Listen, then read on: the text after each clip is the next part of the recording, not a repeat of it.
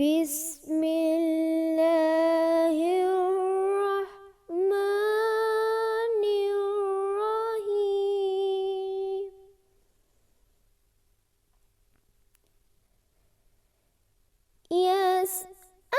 يسألونك عن الأنفال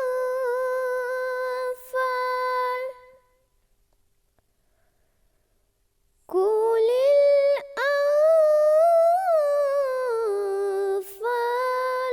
لله والرسول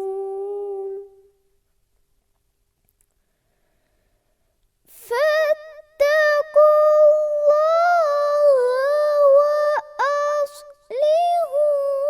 ذات بينكم وأطيعوا الله ورسوله إن كنتم مؤمنين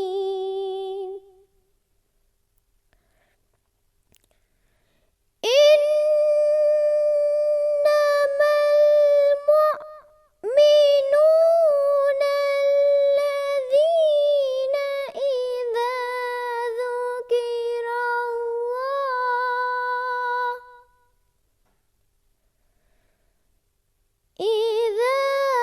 ذكر الله وجلت قلوبهم وإذا تليت عليهم آياته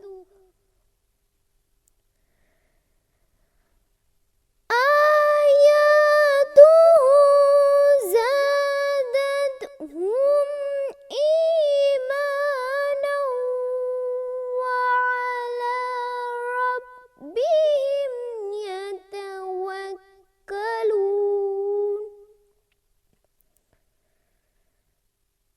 الذين يقيمون الصلاة ومما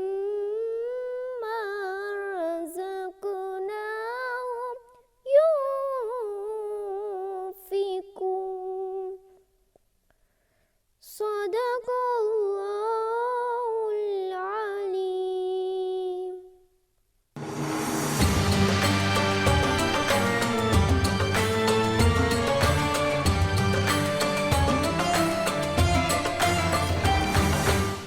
பிஸ்மில்லா வல்ஹம்துலில்லா அஸ்ஸலாத்து வஸ்ஸலாமு அலா ரசூலில்லா அம்மா பஅத். நேயர்களுக்கு அஸ்ஸலாமு அலைக்கும் வரஹ்மத்துல்லாஹி வபரகாத்துஹு. இன்றைய ஷஹ்ரு ரமலான் இஃப்தார் விசேட நிகழ்வின் மூலம் அருள்மலையில் எம்மை நனைத்துக் கொண்டிருக்கும் புனித ரமலான் மாதத்திலே உங்களை சந்திப்பதில் அல்ஹம்துலில்லா. அந்த வகையில் இவ்சங்கை மிகு ரமலான் மாதத்தை பொறுத்தவரை இரவு வணக்கம் என்பது எண்ணிலடங்கா நன்மைகளையும் இறை நெருக்கத்தையும் பெற்றுத்தரக்கூடிய மாதமாகவே ரமலான் மாதத்தில் காணப்படுகின்றது. அந்த வகையில் ரமலானில் எம் உள்ளத்தை புதுப்பிப்போம் என்ற கருப்பொருளிற்கு அமைவாகவே இரவு வணக்கமும் ரமலானும் என்ற தலைப்பில் பற்பல விடயங்களை எம்முடன் பகிர்ந்து கொள்ள மாவனெல்லை ஆயிஷா உயர்கல்லூரியில் இறுதி வருட மாணவி தன்சீரா தௌஃபிக் அவர்கள் எம்முடன் கலந்துள்ளார்கள். அந்த வகையில் அஸ்ஸலாமு அலைக்கும் வரஹ்மத்துல்லாஹி வபரகாத்துஹு சகோதரி. வலைக்கும் அஸ்ஸலாம் வரஹ்மத்துல்லாஹி வபரகாத்துஹு சகோதரி.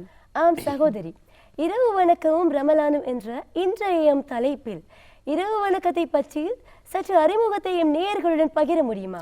ஆம் சகோதரி, நிச்சயமாக. இரவு வணக்கத்தை பொறுத்தவரையில் சூரா முஸம்மிலின் ஆரம்ப ஆயத்துக்களில் அல் குர்ஆனில் அல்லாஹ் தஆலா குறிப்பிடுகின்றான், யா அய்யுஹல் முஸம்மில் குமில் லைல இல்லா கலீலா நிஸ்ஃபஹு அவின்குஸ் மின்ஹு கலீலா அவுசித் அலைஹி வரத்தில் குர்ஆன தர்தீலா என்று இந்த வசனங்களில் ஊடாக நபி ஸல்லல்லாஹு அலைஹி வஸல்லம் அவர்களை எழும்பி இரவு நேர வணக்கத்திற்காக தயாராகுமாறும் அதனை அல் குர்ஆனை கொண்டு மேற்கொள்ளுமாறும் அல்லாஹ் கூறுகின்றான். அதற்கு ஏற்ற வகையில் நபி ஸல்லல்லாஹு அலைஹி வஸல்லம் அவர்கள் இந்த இரவு வணக்கத்தை மேற்கொண்டதோடு தன்னுடைய குடும்பத்தினரையும் அதன்பால் தூண்டியுள்ளார்கள்.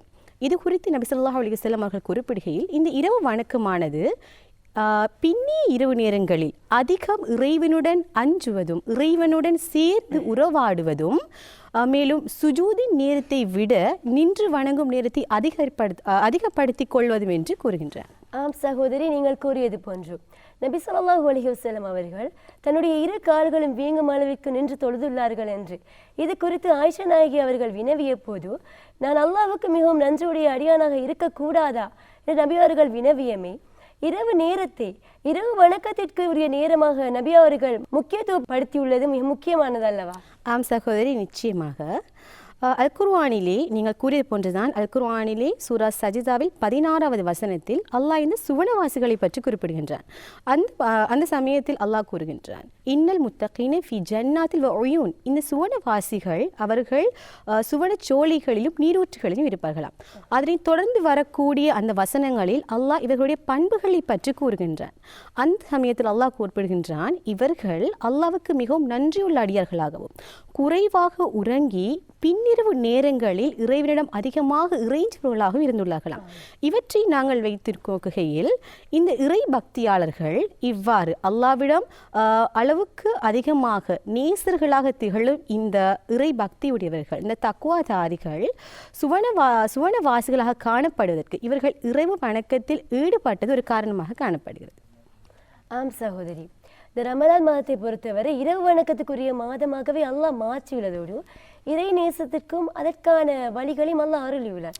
அந்த வகையில் தராவி தொழுகையின் சிறப்பு பற்றி பலர் அறிந்தும் சிலர் அறியாமலும் எம் சமூகத்தில் இருக்கின்றனர் அல்லவா? தராவி தொழுகையின் சிறப்பு மற்றும் தாக்கத்தை பற்றி எம் நேயர்களுடன் பகிர முடியுமா? ஆம் சகோதரி, நிச்சயமாக. தராவி தொழுகையை பொறுத்தவரைக்கும் ரமலான் மாதத்தில் மேற்கொள்ளப்படும் மிக முக்கியமான ஒரு இபாதத்தாகவே கணிக்கப்படுகின்றது. காரணம், ரமலான் மாதத்தில் மாத்திரம்தான் இந்த தராவி தொழுகை மேற்கொள்ளப்படும். அல்லாஹ்வுடைய அருளையும் ஆசியையும் நாங்கள் தாராளமாக பெற்றுக்கொள்ளக்கூடிய ஒரு வாய்ப்பினை இந்த தராவி தொழுகைகளுக்கு ஏற்படுத்தி தருகிறது. அது மாத்திரமல்ல, இந்த தராவி தொழுகையின் போது நாங்கள் அதிகம் அல் குர்ஆன் ஓதுவதனால் எங்களுக்கும் அல் குர்ஆனுக்கும் இருக்கின்ற தொடர்பு மேலும் அதிகரிக்கின்றது. மேலும் கூறப்போனால் எங்களிடம் மனதில் பல குழப்பங்கள் காணப்படும். இந்த குழப்பங்களை இந்த தராவி தொழுகை நீக்கி எங்கள் மனதை நிம்மதியடை செய்கின்றது. குறிப்பாக கூறப்போனால் எங்களுடைய இலங்கை நாட்டை பொறுத்தவரை பெண்கள் மஸ்ஜிதுக்கு சென்று கூட்டாக தொழுவது என்பது மிகவும் குறைவான சந்தர்ப்பங்களில் இடம்பெறும். அந்த வகையில் பெண்கள் மிகவும் ஆசையோடு இந்த தராவி தொழுகைக்கு செல்கின்றார்கள். தங்களை அறியாமலேயே மக்கள், அதாவது எங்களுடைய முஸ்லிம் மக்கள் தங்களுக்கிடையே இந்த சகோதரத்துவம், ஒற்றுமை போன்ற இந்த பண்புகளை வளர்த்து கொள்கிறார்கள். அந்த வகையில் இந்த தராவி தொழுகையானது மிக முக்கியமான ஒரு இபாதத்தாக காணப்படுகின்றது. ஆம் சகோதரி, பல்வேறுபட்ட நன்மைகளும் சிறப்புகளும் இந்த ரமலான் மாத இரவு வணக்கத்தின் போது கிடைக்கப் பெற வேண்டுமாயின் எமது உள்ளங்களை தூய்மைப்படுத்திக் கொள்ள வேண்டியது அவசியம் அல்லவா? நிச்சயமாக சகோதரி, நீங்கள் கூறுவது மிக முக்கியமான ஒரு விடயம். காரணம், நாங்கள் எந்த ஒரு இபாதத்தை மேற்கொள்ளும் போதும் அல்லது நாங்கள் கேட்கும் துவா அல்லாஹ்விடத்தில் சிறப்பான முறையில் ஏற்றுக்கொள்ளப்பட வேண்டும் என்றால் எங்களுடைய உள்ளம் தூய்மையான நிலையில் இருக்க வேண்டும். உள்ள தூய்மைக்கு நாங்கள் எங்களால் இயலுமான அளவிற்கு முயற்சிகளை மேற்கொள்ள வேண்டும். குறிப்பாக கூறப்போனால் நாங்கள் தொழுகின்ற போது எங்களுடைய ஒவ்வொரு தொழுகையின் போது அல்லாஹ்வை அஞ்சி நாங்கள் ஹுஷூவுடன் உள்ளச்சத்துடன் தொழ முற்பட வேண்டும். அது மாத்திரமல்ல, குறிப்பாக இந்த ரமலான் மாதத்தில் நாங்கள் அதிகம் அல் குர்ஆனை ஓதுவோம் அல்லவா? நாங்கள் அல் குர்ஆனை ஓதுவதுடன் மாத்திரம் நிறுத்திவிடாமல் நாங்கள் ததப்புர் செய்து அதனை விளங்கி எங்கள் நடைமுறை வாழ்க்கைக்குள் நாங்கள் கொண்டு வர முற்படுவோமானால் எங்களுடைய உள்ளம் விரிவடையும், எங்கள் உள்ளத்தில் உள்ள இந்த அழுக்குகள் குறையும். அது மாத்திரமல்ல, இந்த ரமலானுடைய காலத்தில் நாங்கள் அதிகம் இஸ்திக்ஃபார்களை செய்ய முடியும். இவ்வாறு நாங்கள் இஸ்திக்ஃபார்கள் செய்வதன் ஊடாக எங்களுடைய பாவக்கரைகள் அகன்றுவிடும். மேலும் கூறப்போனால் பொருளாதார கஷ்டம் நிறைந்த இன்றைய சூழ்நிலையில் நாங்கள் எங்களால் இயலுமானவரை தேவையுடையவர்களை தேடி சென்று உதவி செய்ய முடியும். இவ்வாறு நாங்கள் பல முயற்சிகளை மேற்கொள்ளும் போதோ எங்களுடைய உள்ளத்தில் உள்ள இந்த அழுக்குகள் அகன்று எங்கள் உள்ளம் பரிசுத்தமடையும், தஸ்கியா என்ற அந்த நிலையை அடையும். அவ்வாறு அடைந்தால் நாங்கள் எந்த அமலை செய்த போதிலும் அல்லாஹ்விடத்தில் சிறந்த முறையில் அது எடுத்து காட்டப்படும். உண்மையிலே உளப்பரிசுத்தம் என்பது இன்றியமையாத ஒன்றுதான். அடுத்த வினாவுக்கு நகருவோம் என நினைக்கிறேன். சகோதரி, நஃபீலான தொழுகை என்று வரும்போது எம் கண் முன்னே தோன்றி மறைவு தஹஜ்ஜத் தொழுகை தான். அதிலும் நபி ஸல்லல்லாஹு அலைஹி வஸல்லம் அவர்களும் தஹஜ்ஜத் தொழுகையை வலியுறுத்தி கூறியுள்ளார்கள். அதிலும் ரமலான் மாதத்தில் தஹஜ்ஜத் தொழுகை என்பது மிக விசேடமானது அல்லவா? அந்த வகையில் தஹஜ்ஜத் தொழுகை பற்றி எம்முடன் பகிர முடியுமா? நிச்சயமாக சகோதரி, இது மிக முக்கியமான வினா ஒன்றுதான். காரணம், இதில் பலருக்கு இந்த தஹஜ்ஜத் தொழுகை பற்றி அறிவு இருந்தும் கூட அதை நடைமுறைப்படுத்துவதில் பல சிரமங்களை நாங்கள் காண்கின்றோம். ஆனால் இந்த ரமலான் காலத்தை நாங்கள் அதற்காக பயன்படுத்திக் கொள்ள வேண்டும். நாங்கள் சஹர் நேரம் எழுமுகின்ற போது சற்று முன்னதாக எழுமினாலே எங்களால் இந்த தஹஜ்ஜத் தொழுகையை மேற்கொள்ள முடியுமாக இருக்கும். குறிப்பாக சகோதரி, இந்த தஹஜ்ஜத் தொழுகை என்பது சாதாரணமாகவே மிகவும் பாக்கியமான ஒரு தொழுகை தான். ஏன் நஃபீலான தொழுகையிலே அல் குர்ஆனில் அல்லாஹ் குறிப்பிட்டு கூறும் ஒரு தொழுகை தான் இந்த தஹஜ்ஜத் தொழுகை. வமினல் லைலி ஃபதஹஜ்ஜத் பிஹி நாஃபிலத்தன் லக. நீங்கள் உபரி தொழுகையாக இந்த தஹஜ்ஜத் தொழுகையை அல் குர்ஆனை கொண்டு மேற்கொள்ளுமாறு அல் குர்ஆனில் அல்லாஹ் கூறுகின்றான். அதற்கு ஏற்ற வகையில் இந்த தஹஜ்ஜத் தொழுகை என்பது அனைத்து தொழுகைகளிலும் விட, அதாவது இந்த நஃபீலான ஏனைய தொழுகைகளிலும் விட ஒரு சிறந்த தொழுகையாக காணப்படுகின்றது. இது குறித்து நபி ஸல்லல்லாஹு அலைஹி வஸல்லம் அவர்கள் குறிப்பிடுகையிலும் அல்லாஹ் இந்த தஹஜ்ஜுடைய நேரத்தில் அடிவானத்திற்கே வந்து விடுகிறானாம். அடிவானத்திற்கு அவன் வந்து அவன் கூவி அழைக்கின்றானாம், என்னிடம் இறைஞ்சுபவன் யார், அவர் எதை கேட்டாலும் நான் அவருக்கு வழங்குவேன் என்று கேட்கின்றானாம். அவ்வாறு சாதாரண காலங்களிலே மிகவும் பாக்கியம் நிறைந்த நேரமாகத்தான் இந்த தஹஜ்ஜுடைய நேரம் காணப்படுகிறது. எங்களுடைய இந்த ரமலான் காலத்தை பொறுத்த வரைக்கும் அனைத்து நேரமே பாக்கியம் நிறைந்த நேரம். அதனால் இந்த தஹஜ்ஜுடைய சிறப்பை பற்றி நாங்கள் தனியாக கூற வேண்டிய அவசியம் இல்லை என்று நினைக்கிறேன். இந்த தஹஜ்ஜுடைய நேரத்தில் நாங்கள் அல்லாஹ்விடம் மேலும் மேலும் நெருக்கத்தை இன்னும் ஏற்படுத்திக் கொள்வதற்கான ஒரு வாய்ப்பை பெற்றுக்கொள்கிறோம். அது மாத்திரமல்ல, எங்கள் நோய் நொடிகள், எங்கள் மனதில் காணப்படும் குழப்பங்கள், இவற்றுக்கான ஒரு தீர்வாக இந்த தஹஜ்ஜத் தொழுகை காணப்படுகின்றது. அதிலும் கூறப்போனால் இந்த தஹஜ்ஜத் தொழுகையானது எங்கள் மனதில் உள்ள பாரங்களை, இந்த தஹஜ்ஜத் தொழுகையின் போது எங்கள் மனதில் உள்ள பாரங்களை நாங்கள் முன்வைக்கின்ற போது, எங்களுடைய கஷ்டங்கள் கவலைகளை நாங்கள் அல்லாஹ்விடம் இறக்கி வைக்கின்ற போது எங்கள் மனது இலகுவடைவதுடன் இதனை செவியுற்ற அல்லாஹ் எந்தவித தங்கு தடையுமின்றி சிறந்த முறையில் ஏற்றுக்கொள்வதனால் எங்களுடைய வாழ்வு சிறந்த முறையில் அமையும். இதற்காக நாங்கள் கட்டாயம் இந்த ரமலானுடைய காலத்தில் தஹஜ்ஜத் தொழுகை விடாமல் தொழுகிறவர்களாக இருக்க வேண்டும். ஆம் சகோதரி, இந்த ரமலான் மாதத்தில் இரவு வணக்கங்களின் போது பல்வேறுபட்ட துவாக்களை நாம் கேட்க முற்படுவோம். அந்த வகையில் குறிப்பாக இரவு வணக்கத்தில் கேட்க வேண்டிய துவாக்கள் உள்ளதா? அவ்வாறு இருந்தால் எம்முடன் பகிர முடியுமா? நிச்சயமாக சகோதரி. துவா என்று வரும் பொழுதோ எங்கள் அனைவருக்கும் தனிப்பட்ட பல்வேறு தேவைகள் இருக்கும். இந்த ரமலானுடைய மாதத்தை நாங்கள் அதிகம் அதற்காகவே பயன்படுத்தி கொள்ள முடியும். குறிப்பாக ரமலான் மாதத்தில் ரமலான் மாதத்துக்குரிய துவா என்றால் நபி ஸல்லல்லாஹு அலைஹி வஸல்லம் அவர்கள் கூறியதாக ஜாமியு திர்மிதியிலே பதியப்பட்ட துவா தான் அல்லாஹும்ம இன்னக அஃபுவன் துஹிப்புல் அஃப ஃபஅஃபு அன்னி என்ற இந்த துவா.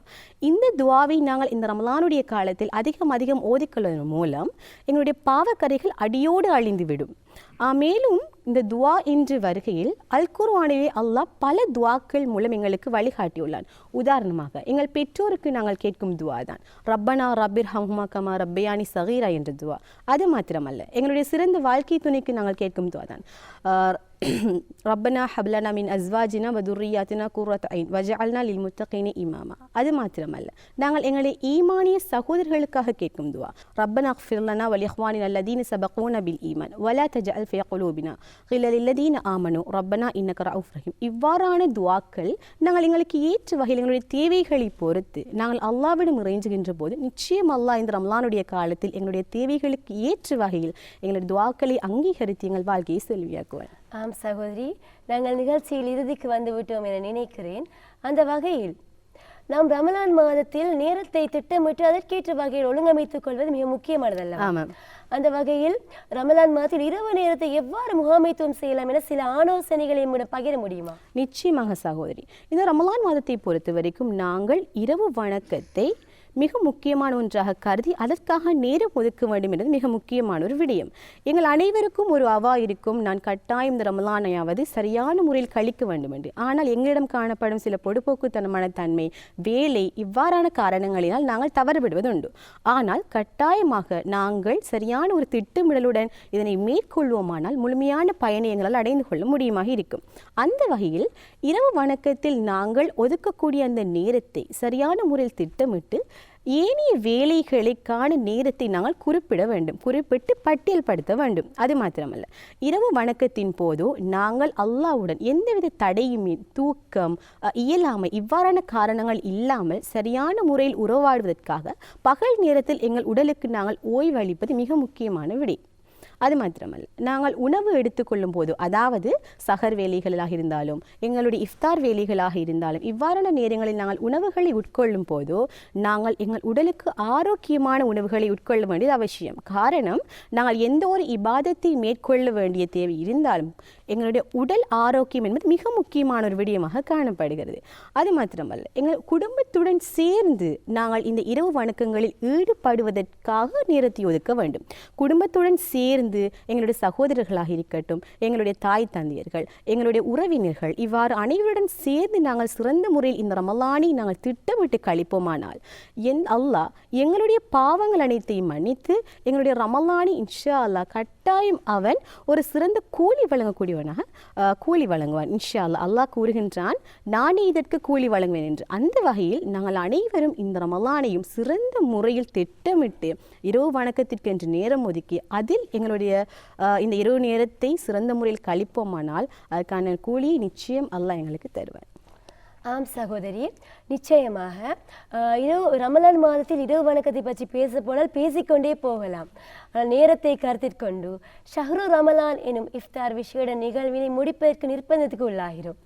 அந்த வகையில் இந்நிகழ்வை சிறப்பித்து தந்த எம் சகோதரி ஆயிஷா உயர்கல்லூரியில் இறுதி வருட மாணவி தன்சீரா தௌஃபிக் அவர்களுக்கு ஜஸாக்குமுல்லாஹ் ஹைரன். இந்நிகழ்ச்சியிலிருந்து விடைபெற்று செல்லும் நான் ஆயிஷா உயர்கல்லூரியில் இறுதி வருட மாணவி இனாசி ஜெயினப் அப்துல் காதர். அஸ்ஸலாமு அலைக்கும் வரஹ்மத்துல்லாஹி வபரகாத்துஹு.